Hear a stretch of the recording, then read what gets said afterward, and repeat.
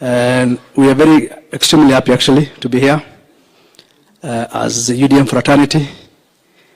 And as has been said before, we are back home. Home in the sense that is a party that recognizes other parties. So wherever we were in pre-election, now election is over. We are now in post-election. And to say the truth of the matter is that we were not wanted in that other coalition. We were actually forcing ourselves. But time has come that we shift base, which we did. I remember, Your Excellency, sometimes back me telling you that we will contest in the next election, but under our terms and under our own party. It has come to pass. But we said we will not go far from you also. And we are back home. So we are happy to join Kenya Kwanza as UDM fraternity. It is the biggest, I know now, biggest alliance and coalition so far. But remember, UDM now becomes the second largest coalition in the Kenya Kwanza as well. Thank you very much.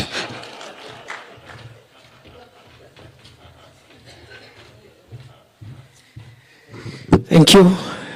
I now invite the chairpersons of, in quick succession, Ford Kenya, ANC and UDA, and where the chairperson is not present, the Secretary General.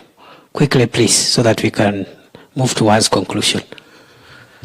I can see the Secretary General of Ford Kenya, Dr. Chris Wamala,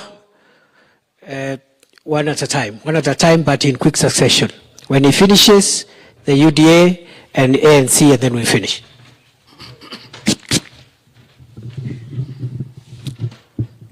President-elect, Your Excellency William Ruto, and other party leaders who are today, I want to take this opportunity to invite UDM, welcome home.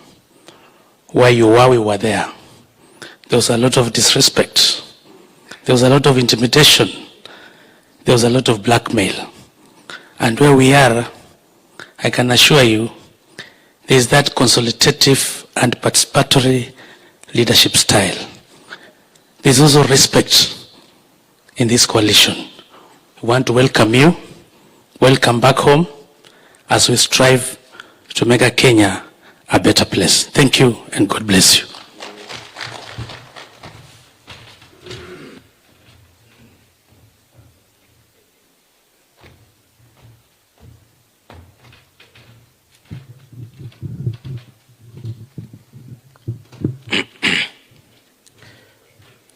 Rais wetu mchaguliwa wa 5 katika taifa letu la Kenya, viongozi wa vyama vingine vilivyoko hapa na viongozi wengine. Mimi nataka niseme kwamba kama mwenyekiti wa chama cha UDA, Mheshimiwa Rais mtarajiwa, Mungu amekutuma kufanya mambo mawili, na naweza kudhibitisha hapa kwamba umeweza kuyafanya. Moja ni kuunganisha taifa hili.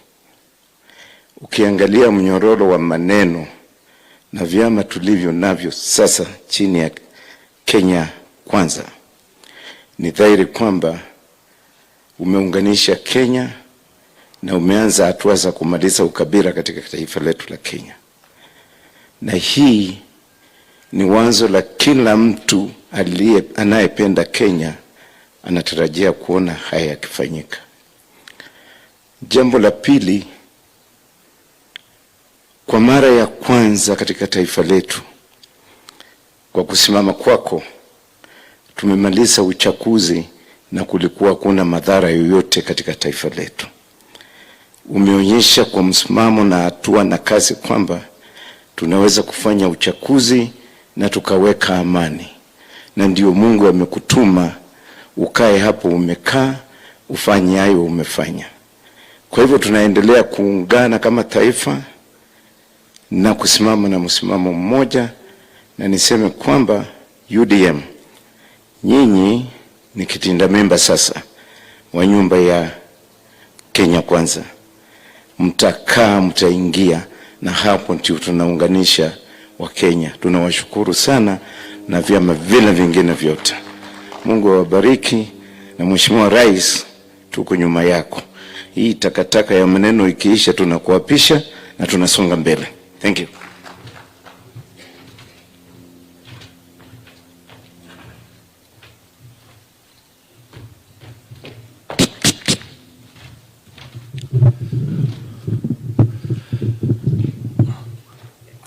Rais mteule na viongozi wengine wote wa kataba mbalimbali, kwanza mimi nitachukua fursa hii kumshukuru Mwenyezi Mungu. Manake hii ni nia ya Mwenyezi Mungu kuweza kutuweka pamoja na kutengeneza jopo ambalo litabadili hali ya kisiasa ndani ya Kenya. Manake tulikuwa tumeona siasa ya kiburi, siasa ya madharau, siasa ya kufinyilia mwananchi wa kawaida. Kwa hivyo, Your Excellency Mheshimiwa Ruto, sisi tunashukuru Mungu kukuweka mbele na kuweza kuokoa Wakenya, na tunaamini uwezo unao, utaweza fungua Wakenya katika nyororo za utumwa, nyororo za kufinyiliwa kiuchumi. We know you are equal to the task and will shape the economy of this country and bring a better life to Kenya. Wenzetu wa UDM, nasema asanteni sana kwa kuona mwanga na kuona mahali Mkenya anaweza saidika. Asanteni sana, Mungu awabariki.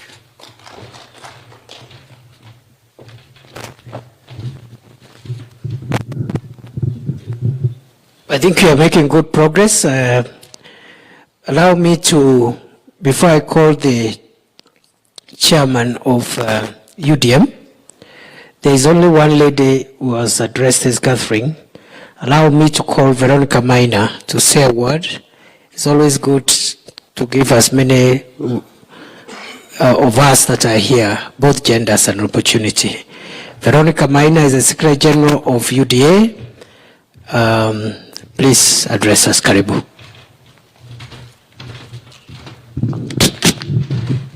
To our President-elect and all the party leaders and members who are present here this afternoon, God is good and all the time.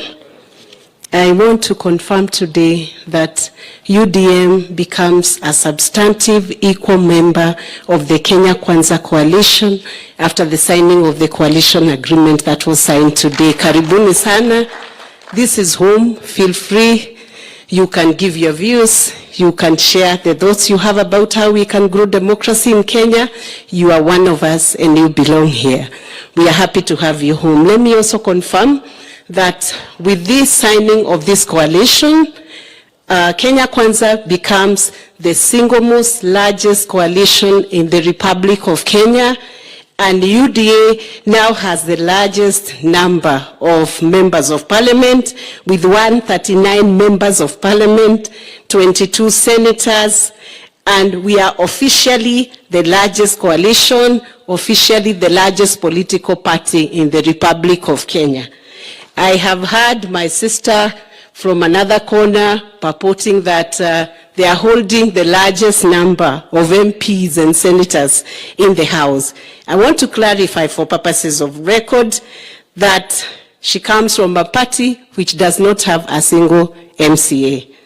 She has no single MP.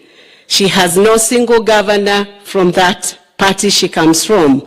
And the party she got married to has about 80-something MPs. I leave it to the Kenyans to do the mathematics. I am not a mathematician, so I'll not engage in the 0.01% and what it amounts to. But for these simple ones, they are very simple arithmetics. We come in with 139 members of parliament, 22 senators, tukutane bungeni. Asanteni.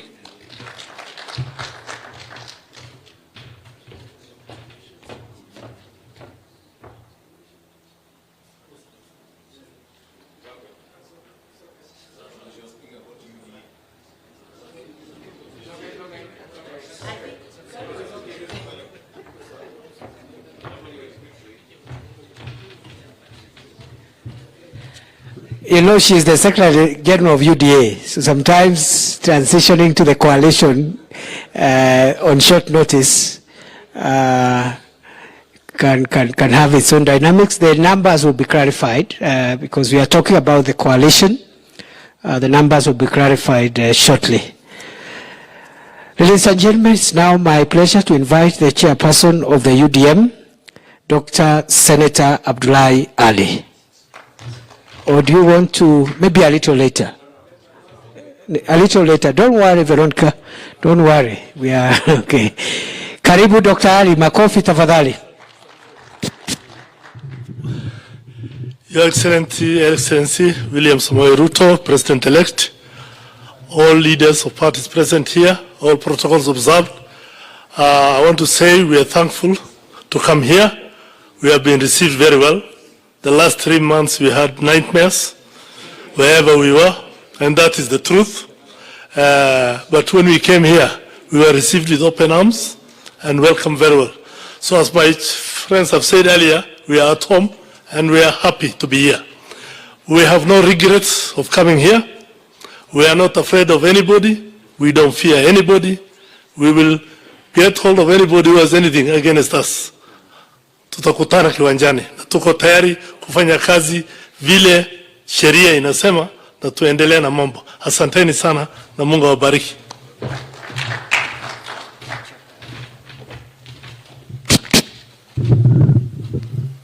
I now invite the party leader of the Democratic Party of Kenya, Speaker Justin J.B. Muturi. Makofi.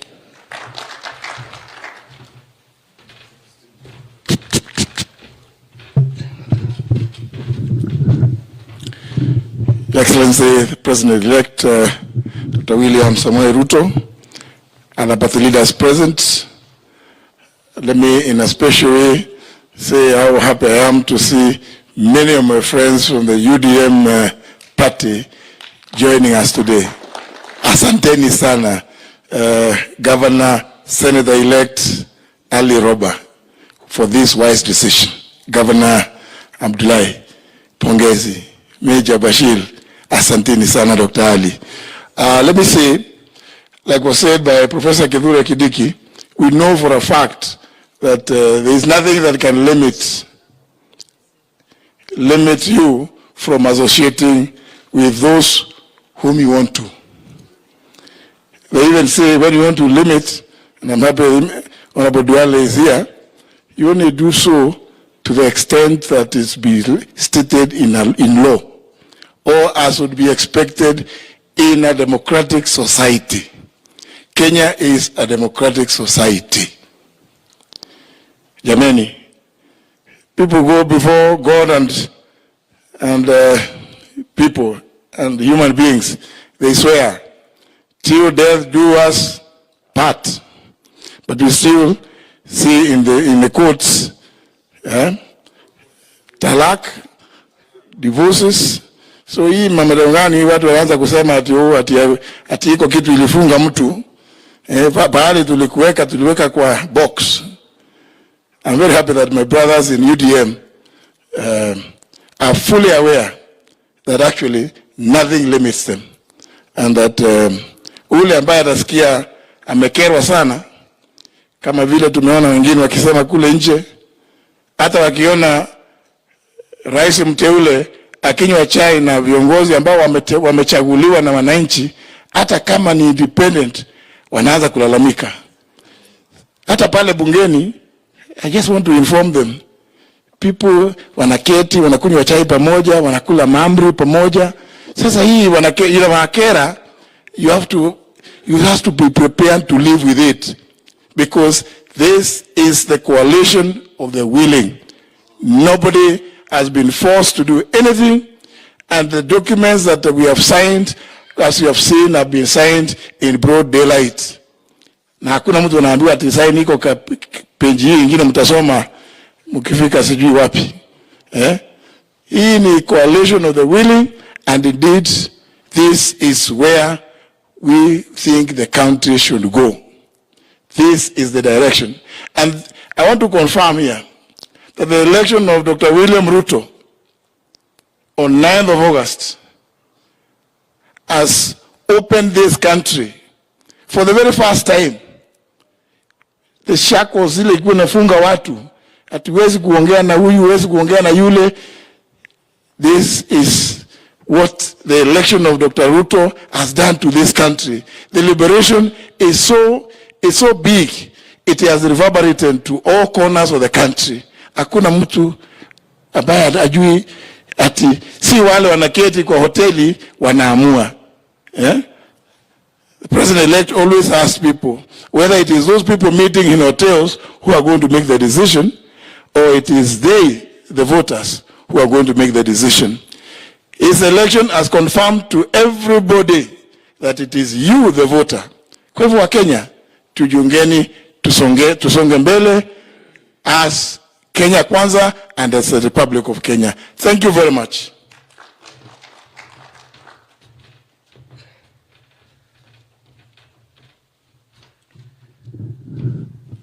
Yes, indeed, it is the coalition of the willing and the free.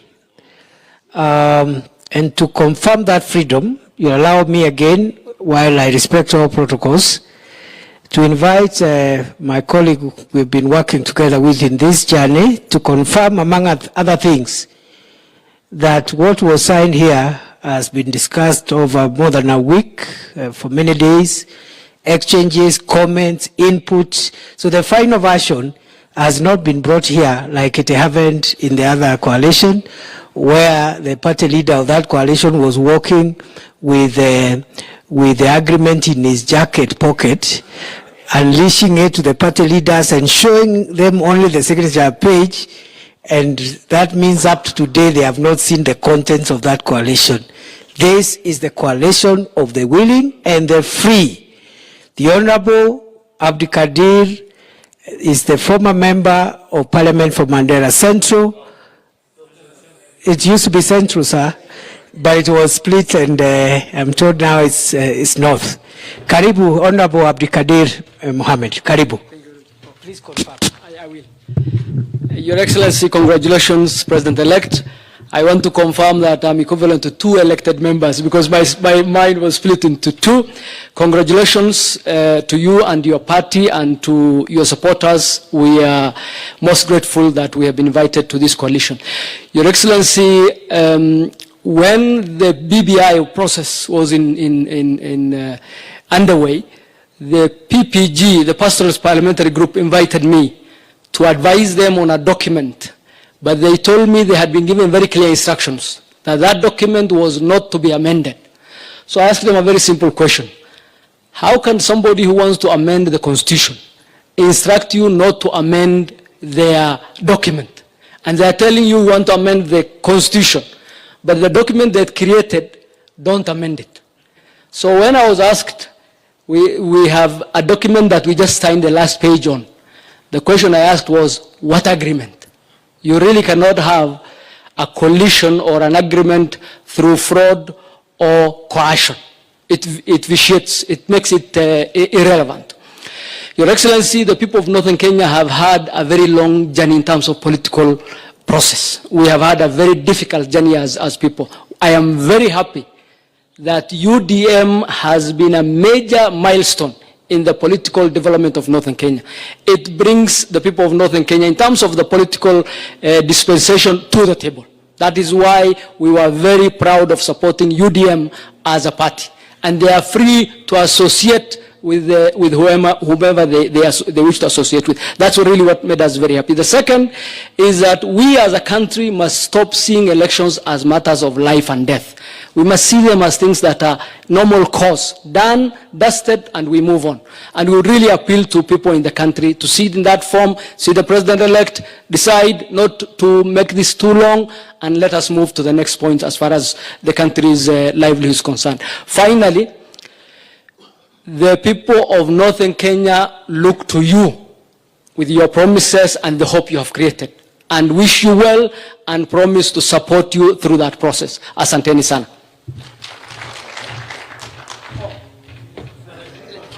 Let me indeed confirm that there were discussions, there were deliberations, there were even disagreements and counter proposals, and finally consummation.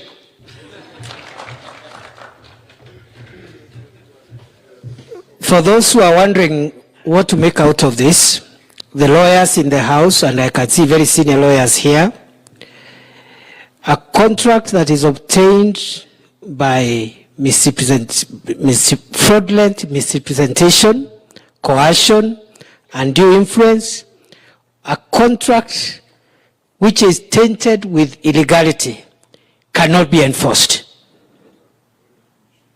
So if there is a contract or a coalition agreement signed through coercion, through threats, through concealment of material facts until you don't know what you're signing, they are in the same, those documents are in the same category with immoral contracts and illegal contracts. They are not enforceable.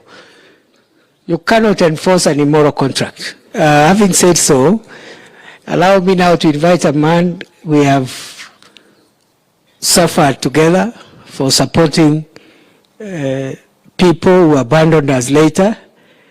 The first majority leader of the National Assembly and my counterpart that time, the Honorable Eden Duale, who was thrown out of office, not for any reason, but because he refused to be threatened and to live in fear and captivity. The Honorable Eden Bare Duale. Karibu sana.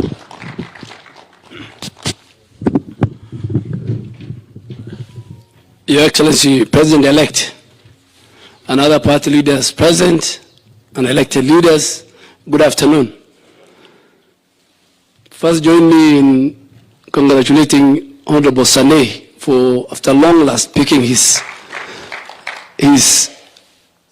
certificate at Bomas, where you picked yours. He's a very rare member of Parliament. Your Excellency, I'm happy because our good friend, Honorable Governor Senator Roba is here, and Mahmoud, and I want them to forgive us, and we also forgive them, because when we went to Mandera, at least Mandera was better, but when we went to Moyale, we had very unkind words for Governor Mahmoud. And because, you know, he worked with us, me and you, from ODM. He has worked with us, I think, the longest journey from 2007. So please, I'm sure the Bible and the Quran says, you forgive us. At least we have produced a president-elect. Today, we are not taking you to the opposition. Your Excellency, secondly, you know, I watched my good sister, Mother Karua, last night. And as a senior counsel, Honorable Wetangula will agree, I am not a lawyer, but I am a lawmaker. She needs to read Article 38 and Article 36 of the Constitution. 38 gives you political rights. 36 gives you the rights, no, 38 gives you political rights, 36 gives you rights of association. And I am happy that our competitors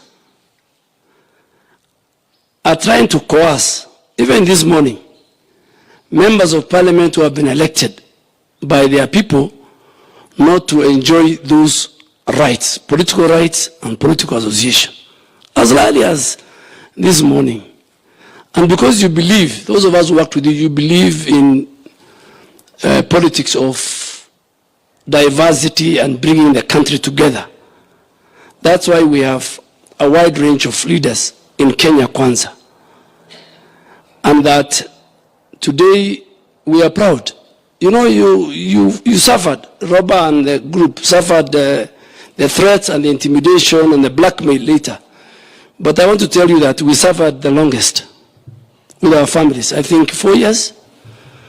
And the only crime we committed, some of us, the only crime we committed is, why are you a friend to William Ruto? So, as Mahmoud said, you'll have a story to tell. Moses Wetangula will have a story to tell because and I want to thank Honorable Musalia, the earthquake man. In fact, this is the man who liberated many people. You know, the day we went to Bomas and he said, earthquake, is when I think people realized that where people were being put. it was not out of choice. And we want to tell Mother Karua, in fact, I need to share with her, that even before you threaten people, can you first disclose the contents of the Azimio agreement? Even political parties and leaders don't know what contains Azimio agreement. So please walk to State House, pick the agreement from the outgoing president and chairman of Azimio, make it public to the rights of all those parties, and I think there then you can ask members, individual members and parties not to leave. But Your Excellency, we are very happy that you are expanding the Kenya Kwanza family. It's a large family. It's a family that believes in freedom, and freedom has arrived. It's a family that believes in consultation. It's a family that believes in the free will. And now that freedom has arrived, I really want to ask other parties, please, including my former party, Jubilee. I met a number of them. So even Jubilee, a party which had 175 members, today has only less than 24. So even Jubilee members listening to us, because your party leader has shifted to another party, please come. So Jubilee members, please come. Even other parties led by Honorable Kalonzo Musyoka, we want to accommodate everybody and build one nation, one country. And Your Excellency, finally, this election has confirmed, under your leadership, that the politics of ethnicity has no place in the Kenyan political infrastructure. So thank you very much. Welcome home, UDM. This was before your home. You went, I think you had injury. You are back to the field and take your place. If you are number 9, Robert, you take your number 9. And I'm sure the captain sitting here and the deputy captain and the rest will make sure that you get the right jersey and be part of our team. We want a very strong team. Thank you very much.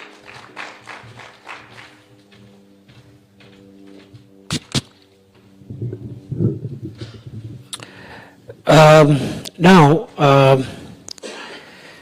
now want to invite a colleague who is known for good English and good quips, because I remember when we served with him in the Senate, I was the majority leader, he was my counterpart as the leader of minority. One day he told the speaker, Mr. Speaker, sir, Kithure Kindiki is a good man, but he is working for a bad man. And I think he was right. With the benefit of hindsight, I think he was right. And today we are in the same formation. I'm very proud to have been associated with my brother Moses Wetangula, the Ford Kenya party leader, a senior lawyer in this country, and the other, whatever else position will be announced by appropriate levels. Put your hands together and welcome Moses Wetangula. Karibu.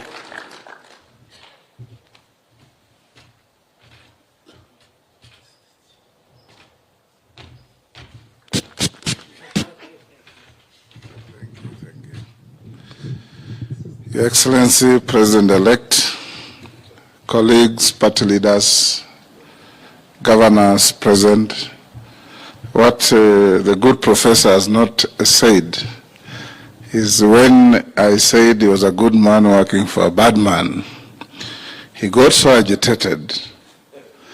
Then I told him, stop behaving like you're being electrocuted on your chair. He became even more agitated and was nearly thrown out of the house for disorder. But it has come to pass, and now him and I are associated with and working with a good man. We start this afternoon to welcome our UDM brothers and sisters to a coalition of the free, a coalition with space, and a coalition where freedom of expression is sacrosanct. We formed this coalition because this country needed one. This country has gone through what my good old friend and classmate, Speaker Muturi, calls slave owner mentality. That people are actually owned by people, and their thinking is in a closet locked by people. You'll enjoy the freedom that one of my friends once said is like taking off gumboots at midday in the Sahara, and you feel how your feet will feel.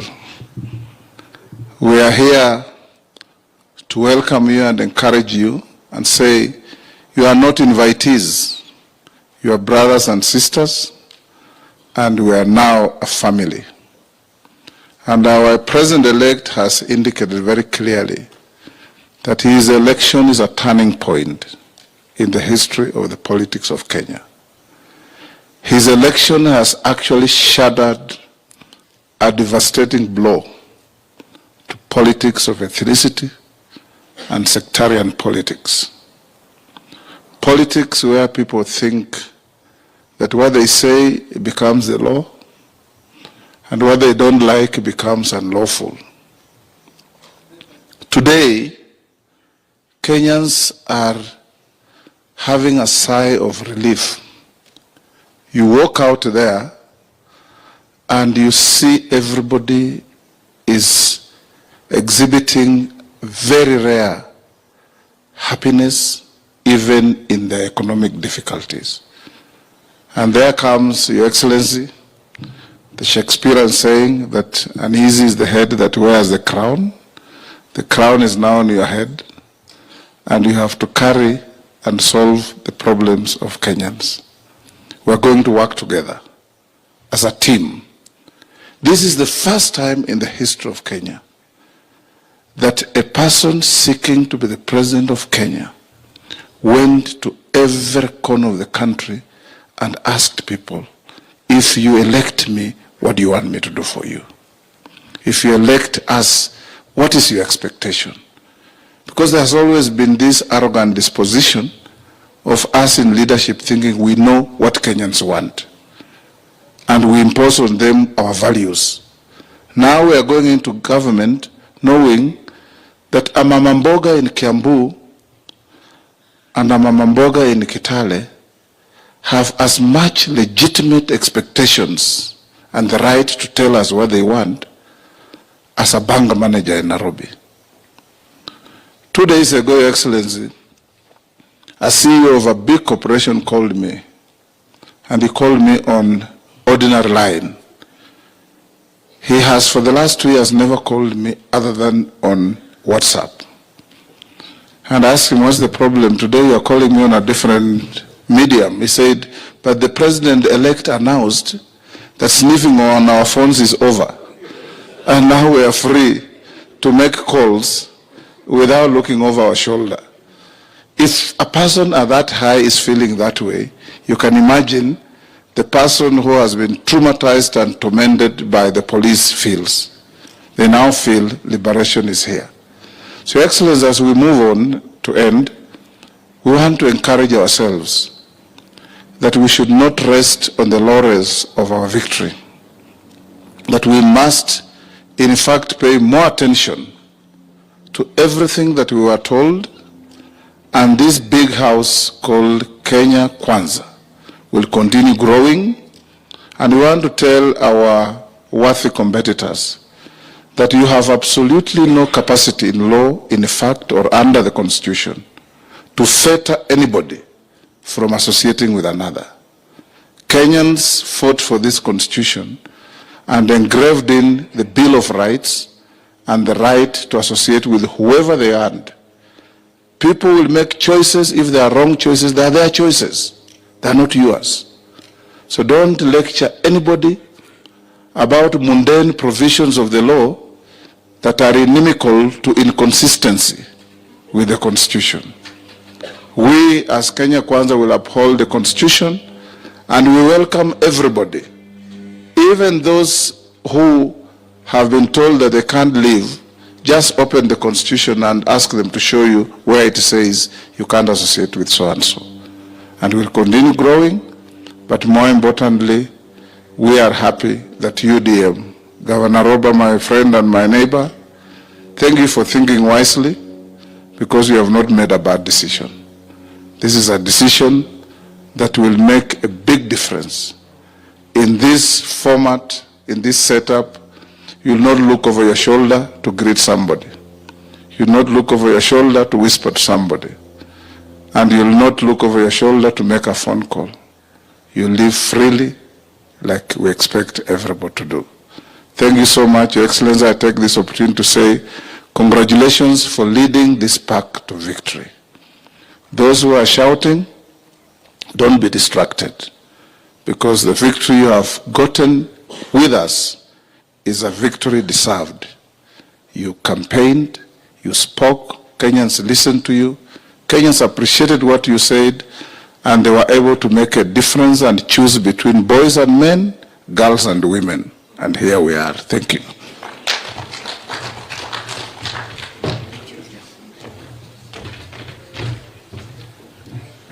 Thank you. As we approach the end, the small matter of the mathematics that was started by the SG of UDA will be completed by none other than one of our key leaders of our coalition, one of the founding leaders who put this coalition together, and under our coalition agreement, which is a public document, he is the prime cabinet secretary designate in that coalition, the leader of ANC, and when he addresses us, I'll request him to invite for us our president-elect, and after that, that will be the end of the ceremony. Oh, sorry. When he finishes, he will invite the party leader of UDM, and after that, he will invite the president-elect, and that will be the end of the ceremony. Put your hands together and welcome the Honorable Musalia Mudavadi. Karibu sana Mheshimiwa. The man who brought the earthquake. But the rallies are over, boss, eh?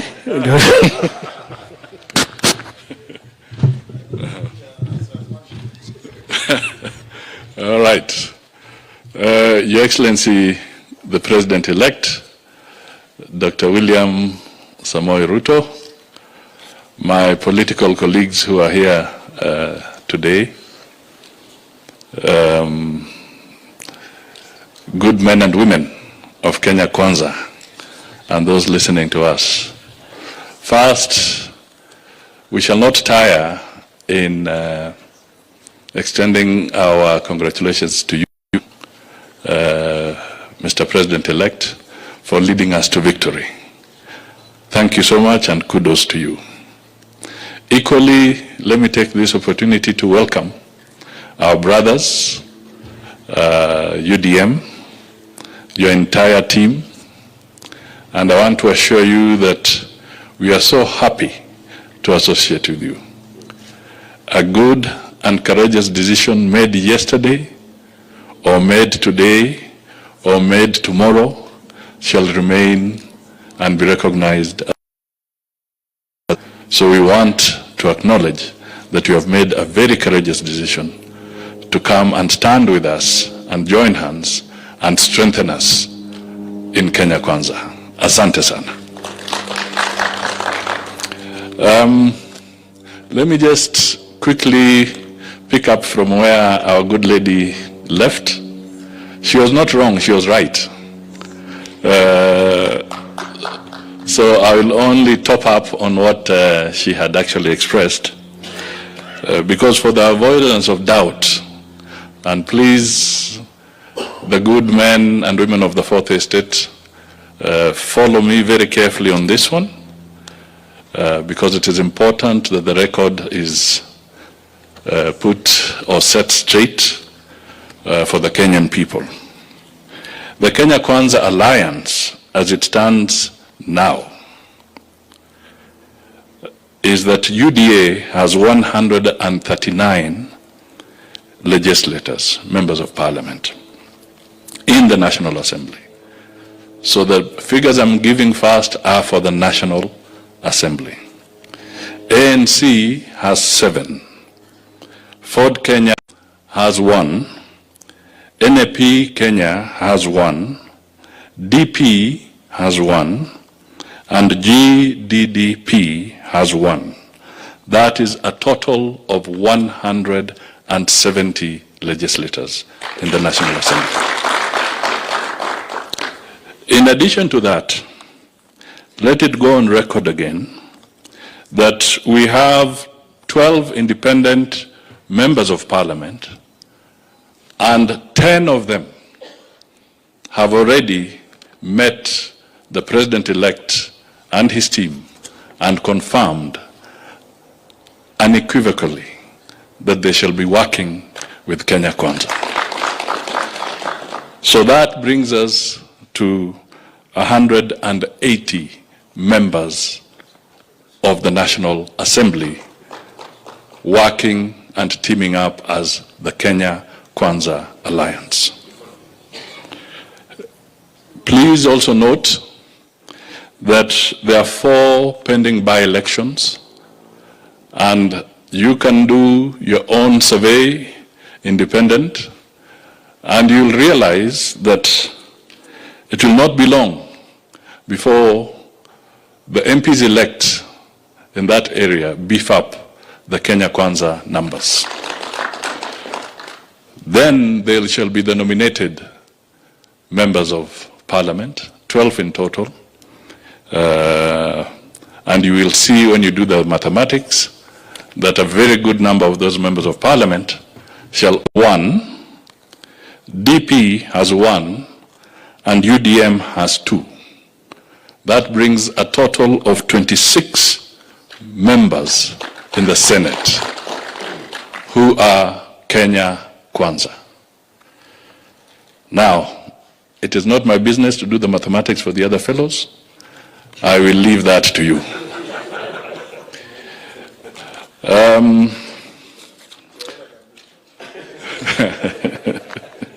Yes, I am told that. Your Excellency, Mr. President-elect, maybe my small remarks are just, it's very interesting that we are seeing people still living in a serious state of denial. A serious state of denial. I don't know whether they have been hypnotized, because some are still in a trance, and somebody needs to snap their fingers to get them out of that hypnosis.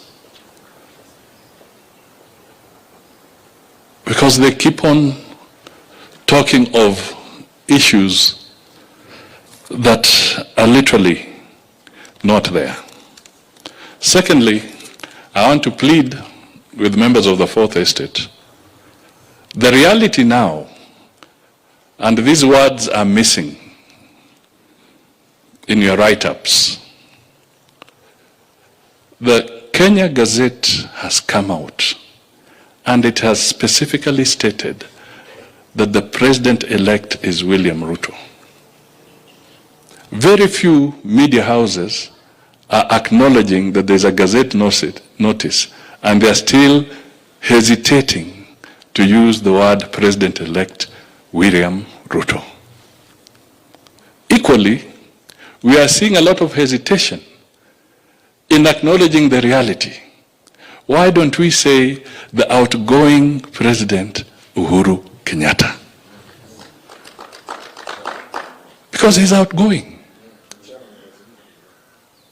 The only one he's not vacating is the chairman of Azimio. That is what he has said. But the truth is there's a president-elect. And the truth is there's an outgoing president. So who is making it difficult for these words? How come the ink is disappearing when this terminology is supposed to be used? I think we owe it to Kenyans to start also bringing them up to speed that the situation has changed and they should start internalizing the change. And it would be so kind to the media if they can help us in start also getting Kenyans out of this hypnosis. Let them understand that we are moving forward. For those who are going or who say they want to go to court, that is their constitutional right. But let us also remember that sometimes we should also be realistic, because sometimes you may end up groping in the dark. And as somebody told me, or somebody said, sometimes you are groping in the dark looking for a black cat. Groping in the dark looking for a black cat. I don't know whether you will find it. So, as Kenyans, let us snap out of the hypnosis. Let us move forward. The president-elect is Dr. William Samoei Ruto. And the outgoing president is His Excellency Uhuru Kenyatta. That is the reality. So before I invite the president-elect, let me call upon the leader of the UDM party, Ndugu Roba. Come forward, make your remarks, and then I will do my final rites on the next stage. Thank you.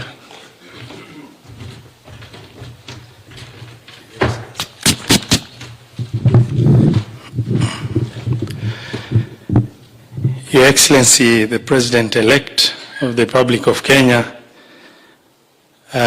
William Samoei Ruto, my colleagues, the party leaders, and senior leaders who are here, I want to first take this opportunity to say, Alhamdulillah, we thank the Almighty Allah for giving us this opportunity to come back together. I was with Alfred Mutua, my colleague, and Honorable Kingi about less than 2 months or 2.5 months to election, wondering what happened to us. And they made a very bold move, and I remained behind. I want to extend my sincere gratitude on behalf of UDM to the team of Kenya Kwanza, who have braved through the challenges and delivered President-elect. And Mheshimiwa Duale, we have forgiven you as we've requested your team to forgive us too. You know, Your Excellency, I was never trusted on the other side. I was always told this guy is a mole representing Ruto in this arrangement.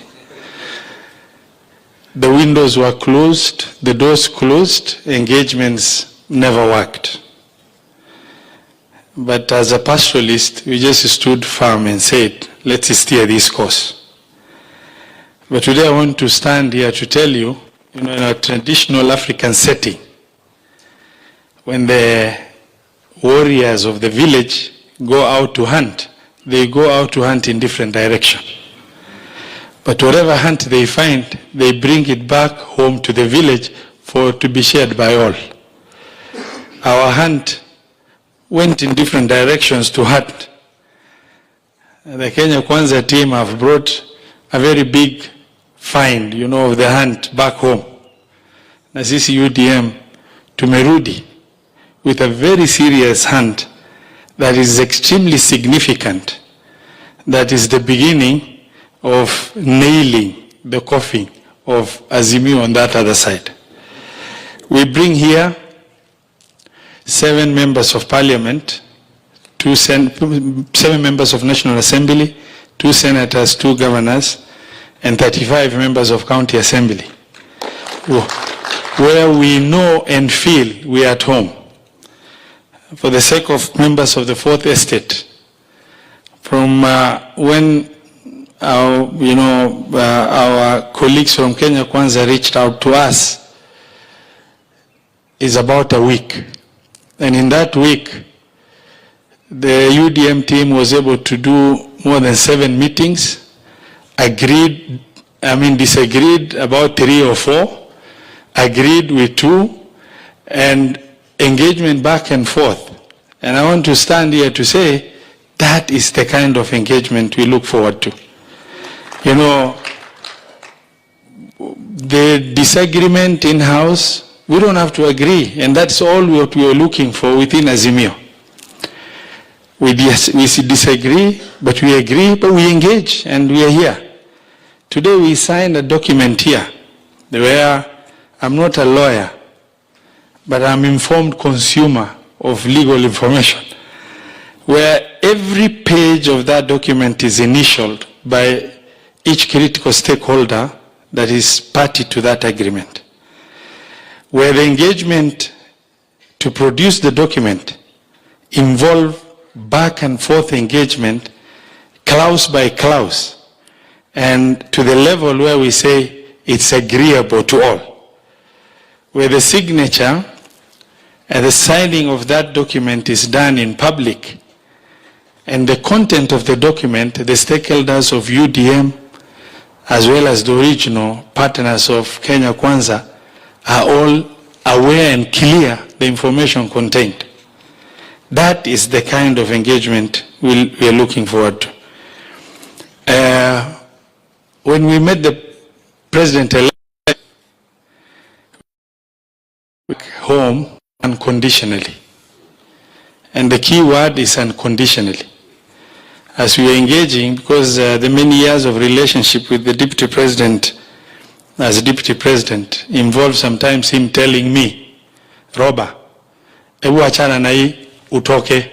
That is the kind of relationship we've had without anybody feeling aggrieved. We are back home, and we're very happy. And in as far as those that have delusions, on the other side, you know, discussing the issues of some alleged agreement in existence, I want to stand here to categorically, emphatically state that there is no legal agreement between UDM and any other party for that matter.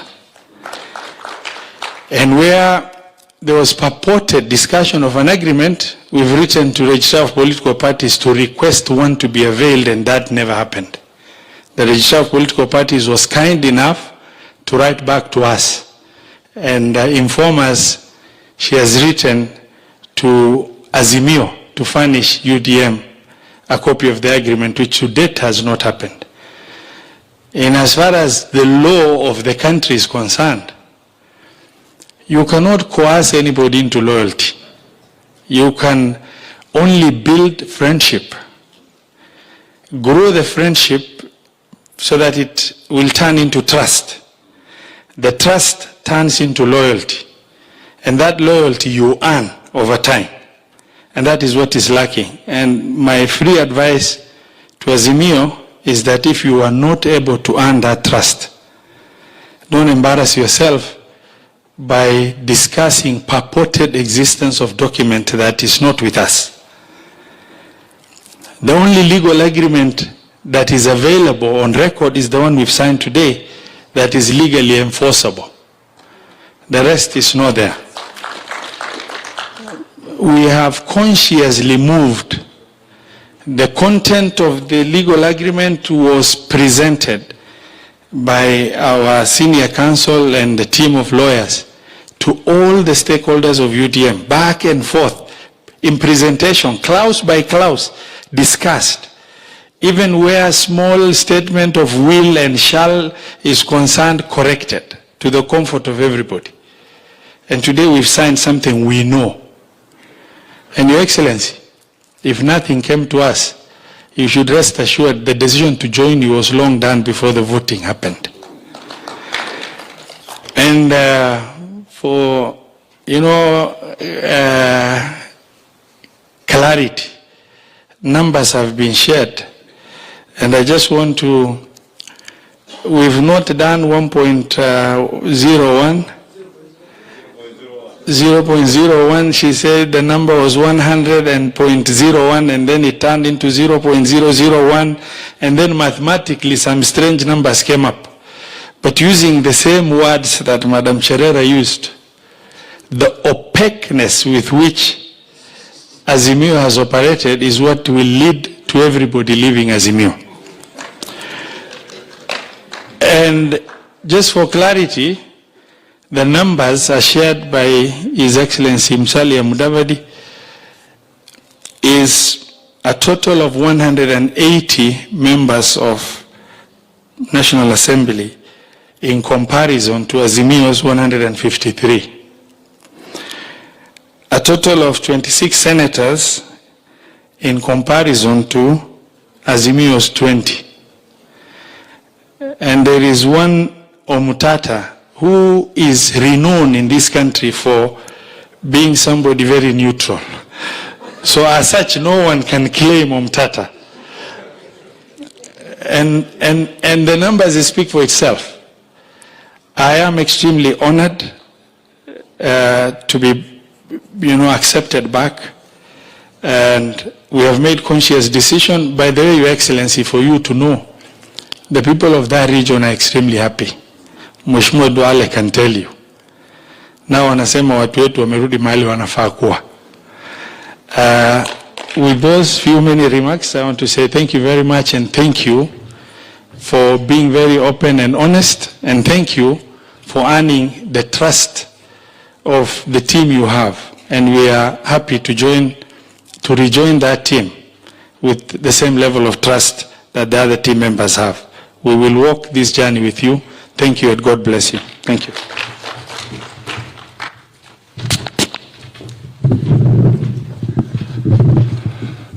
Okay. Thank you, Mheshimiwa Roba. Now, before I invite the President-elect to address us and the nation from here, I have the singular honor and privilege on behalf of Kenya Kwanza to announce that we have unanimously agreed that the Speaker nominee for the National Assembly for the Kenya Kwanza Coalition shall be one Moses Masika Wetangula, alias Papa Waroma. Thank you and congratulations on behalf of Kenya Kwanza. And I'm sure you're sitting next to your predecessor and classmate. So if there's any missing gap, and oh my God, stop there. All right. So ladies and gentlemen, let me now call on the stage His Excellency Dr. William Samoei Ruto, the President-elect of the Republic of Kenya. Karibu, ndugu William Samoei Ruto. Thank you. Thank you. Please. Asanteni sana. Please, let's take our seats. Thank you very much. My good brothers, leaders of political parties, Governor Senator Roba, now, the party leader of UDM, and the membership and leadership of UDM, fellow members of Kenya Kwanza, good afternoon, or is it good evening? Let me take this opportunity, my good brothers and sisters, I see there are many, from United Democratic Alliance, United Democratic Movement, to Kenya Kwanza. Karibuni sana. Karibuni sana. As has been said here, this is the alliance and the coalition of the willing and the free. As my good brother Roba has said, when it was time to come together, there were no ifs and there were no buts. We just said, actually when Roba and my other good brothers came and we had the first meeting, they told me that we have come here whether you like it or not.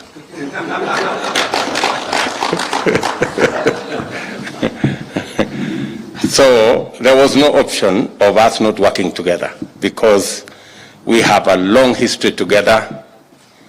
We have walked the political journey with many members of this UDM. And to be brutally honest, I am actually the founder of UDM.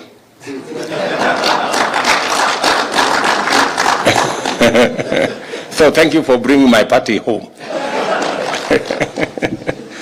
So the UDM, we formed this UDM party with Kipruto Kirwa and Sambu and Jirongo way back in 1998. That's how far it goes. When we were harassed out of Kanu, that is what we did.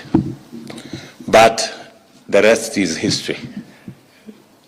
The news is that this afternoon, UDM becomes a member of Kenya Kwanza. Na karibuni sana. Let me also say I am truly grateful that as Kenyans, we are progressively appreciating that we can compete, we can hold different views, we can belong to different parties, but we can find a formula to work together for the greater good of the nation. And I think this is the journey we are engaged in at the moment. As has been said by Professor Kindiki, Kenya Kwanza has grown over time. Many members have joined. Many political parties have joined. Today, UDM has joined the Kenya Kwanza fraternity. And like all the other members that have joined before you, you will become an equal member of this alliance like all the others.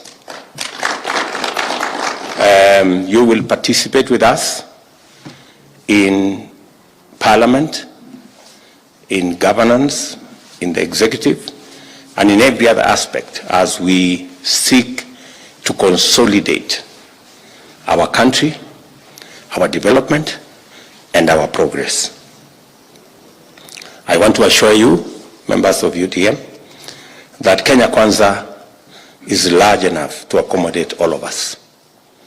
Our plan and our agenda is broad enough to accommodate all the ideas that will come from all the constituent parties and all the other leaders that form Kenya Kwanza. Karibuni sana. On behalf of the other leaders of Kenya Kwanza, you're most welcome into this coalition. And as I told you, this is the coalition of the willing and the free.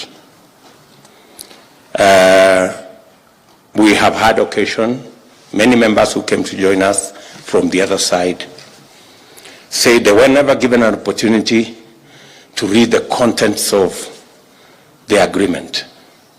They were never given an opportunity to interrogate whatever agreement they were being told to sign.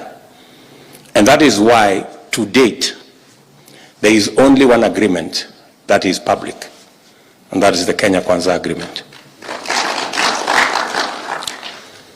The other agreement for our competitors, nobody knows what it says, how it looks, and it is an insult to the people of Kenya to ask anybody in the 21st century to abide by an agreement they have never read, they have never seen, and they have never participated in formulating.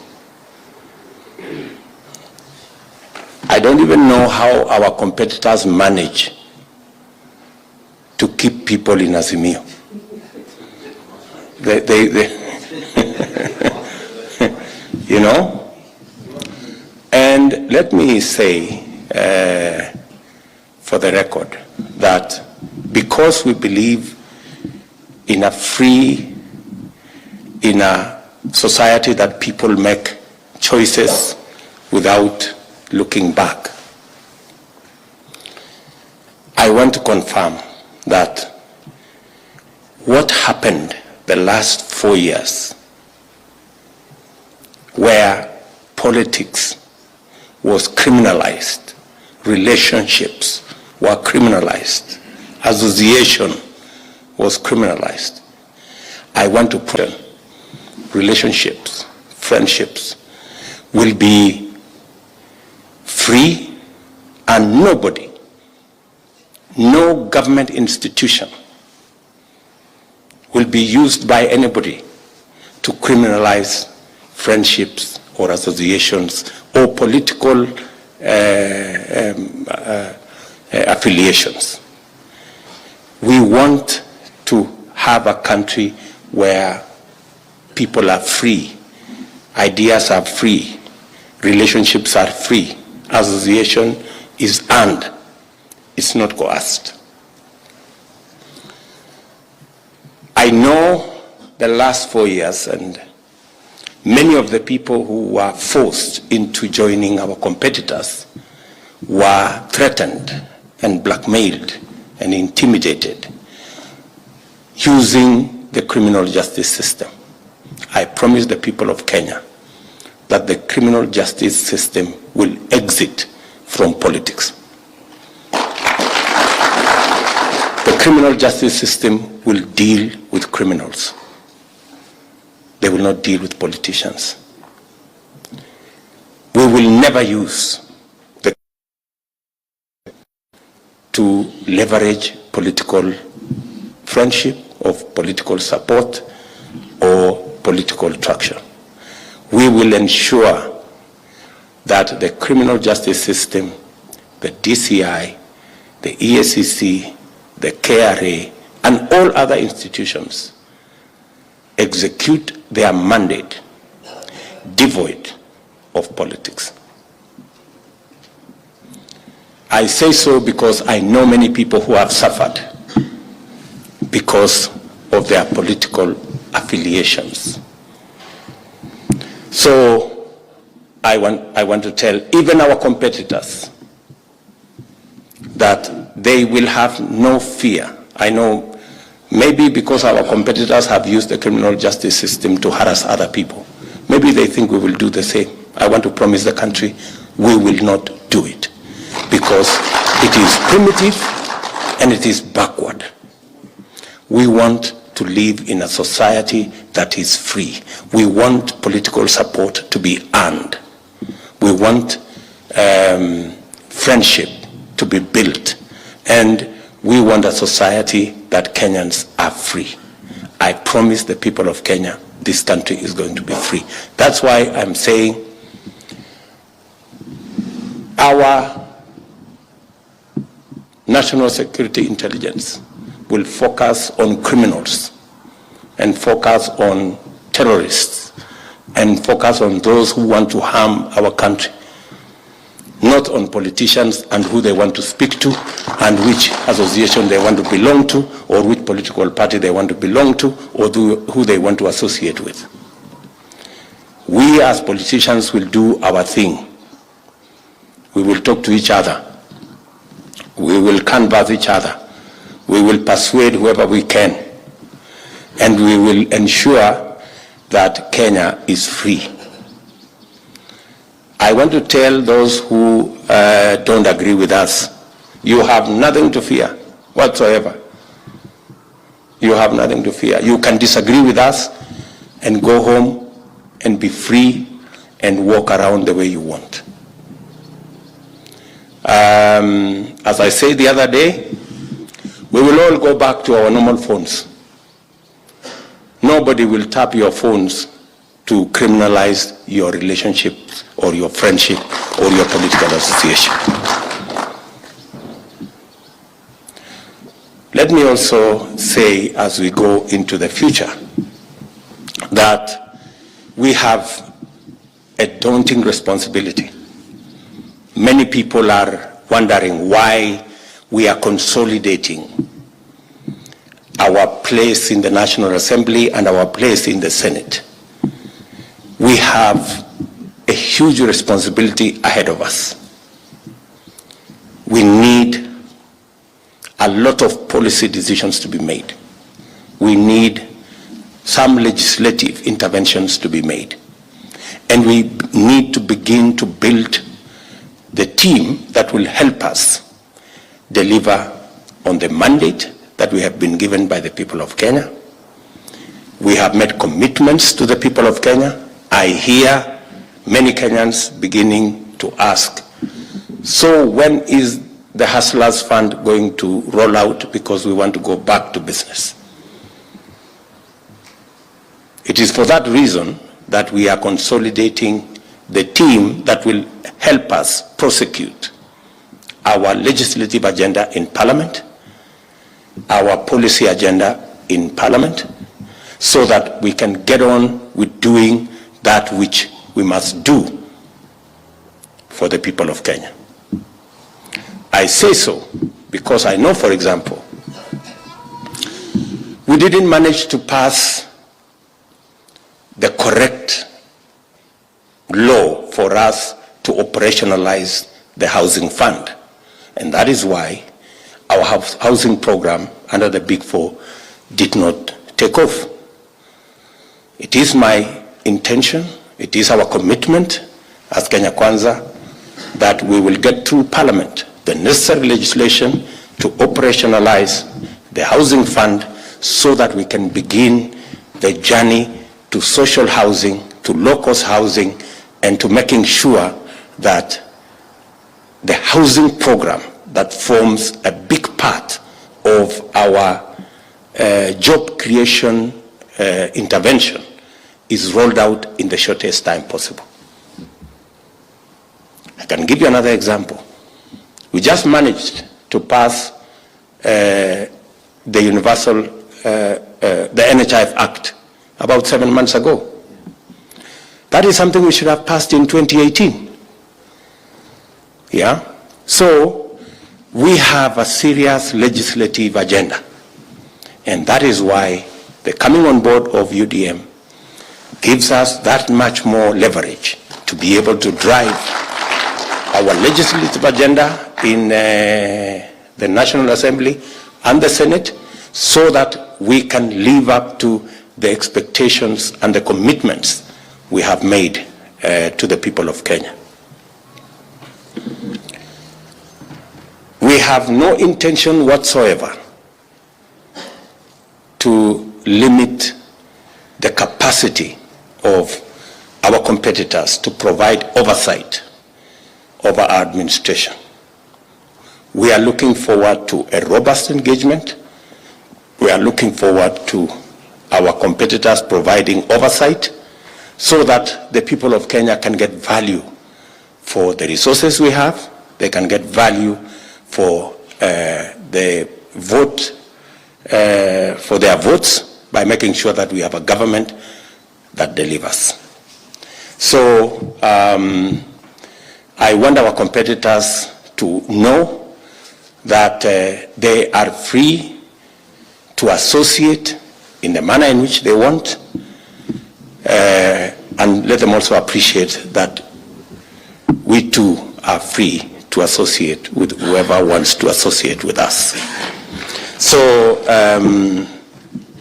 let me finally say the following, that as we are in the space where we are, I have already asked public service that over the last several months have been coerced to participate in politics. I have said it is our commitment as Kenya Kwanza to run a professional public service. We want all public servants to professionally stick to their oath of office and to serve all Kenyans equally, irrespective of their political affiliation. I want to repeat, for the avoidance of doubt, all public servants, from the assistant chief to permanent secretaries and all other public servants, that it is not their place to support this political party or that political party. They enjoy the right to serve all Kenyans equally, irrespective of their political affiliation. As Kenya Kwanza, we do not expect chiefs to run our Kenya Kwanza political programs. No. We want chiefs to serve all Kenyans, to provide service to all Kenyans equally. And therefore, I am telling every public servant, wherever they are, their jobs are protected by the Constitution. They have a code of conduct. Please let them read the code of conduct and stick to it. Political parties should look for errand people to run their political errands. And finally, let me also thank all Kenyans for the manner in which we have conducted ourselves, both before the election, after the election, after the announcement of the results, and even in the period where we are as we wait for the next steps before the swearing in of the new government. I want to very sincerely say that the way we had an issue-based election has brought us to where we are. All Kenyans who went to the ballot and voted, and all Kenyans who have maintained peace are the heroes of our nation. All Kenyans. And I want to salute every Kenyan, wherever they are, and commit to them that this is the new Kenya. And in fact, for those of us who are leaders, the people of Kenya are speaking to us loudly that they want us to have elections, and they want to get back to work the next day as they did in this election. So I think we have managed. We should congratulate ourselves as Kenyans that we have managed not only to carry out an issue-based election, but we have also managed to have a peaceful election and a peaceful transition into the next dispensation. I think this is a step in the right direction. Let me also congratulate the Electoral Commission. I think if there is one hero of this election, it is one Wafula Chebukati. The posting of the election results on a public portal was a game changer. It made all the difference. He opened the servers from day one.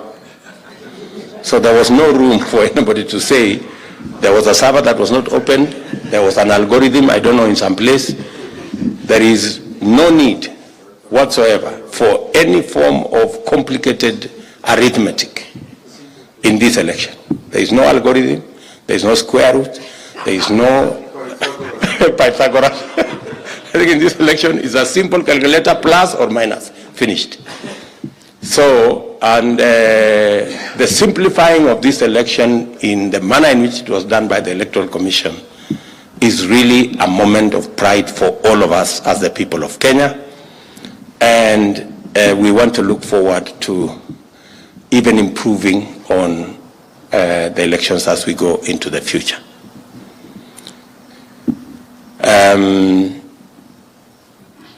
I want to persuade also our competitors. We know there was a lot of stories before the election. There's been a lot of stories. I think it's time to deal with reality.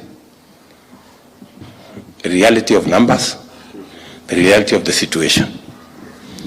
So I still see our competitors trying to say they have the numbers in Parliament. I really don't know how they count these numbers. You know? Maybe it's the same formula they are using is the one that 0.01% is 142,000. Please, I think let's deal with reality. And we want to work with everybody. I want to commit to all the people of Kenya that no Kenyan, irrespective of how they voted, will be disenfranchised in any way. The government that we are going to form is the government of Kenya, and is going to serve those who voted for us and those who did not vote for us, because this will be the government of Kenya. Kenyans have no reason whatsoever to regret how they voted. Every Kenyan has a right to vote the way they want. And every Kenyan has a right to be served by their government at the national or at the county level, irrespective of who or how they voted. We will shortly be coming together as leaders, those who have the mandate elected by the people of Kenya, so that we can work together to serve the people of Kenya. This morning, I had a meeting with the president of the World Food Program, who was supporting us with close to 1.5 million people in Kenya.